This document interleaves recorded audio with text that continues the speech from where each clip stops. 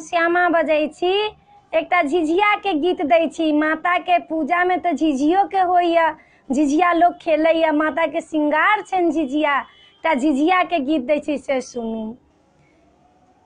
परिबा के दिन माँ मैया है झिझिया बनलिए है, मैया है झिझिया बनलिए है, मैया है झिझिए पर होइयो ना सवार।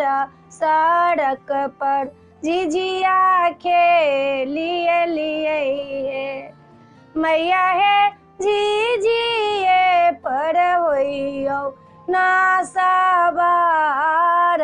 सड़क पर झिझिया खेलिए लिए हे। सोलहे घैला के मैया है झिझिया बनेबै हे, मैया है झिझिया बनेबै हे, मैया है दीप लगेबै बारंबार। सड़क पर झिझिया खेलिए लिए हे, मैया है दीप लगेबै बारंबार। सड़क पर झिझिया खेलिए लिए हे।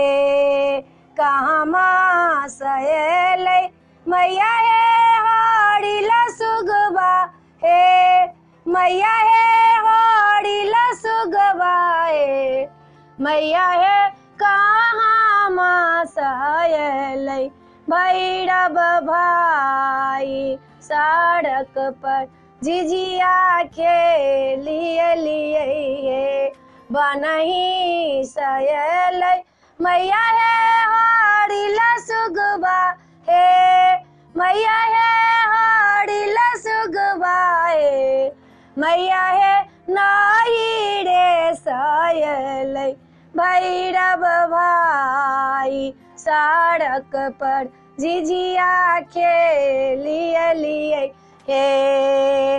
आमा भोजन देबै मैया है हरिला सुगबा हे, मैया है हरिला सुगबा हे, मैया है चूड़ा दही देबै भैरव भाई।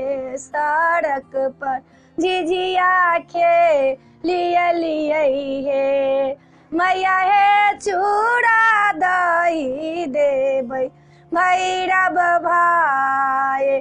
सड़क पर झिझिया खेलिए लिए हे।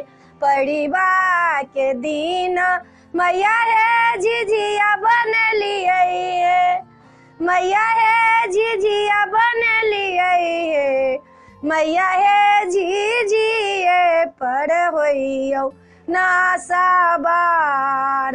सड़क पर झिझिया खेलिए लिए हे। ई वीडियो में एतबे है। ई झिझिया के गीत अपने सबके पसंद पड़त तो हमरा सब्सक्राइब जरूर करब आ कहब जरूर। जय मिथिला, जय भोला बाबा।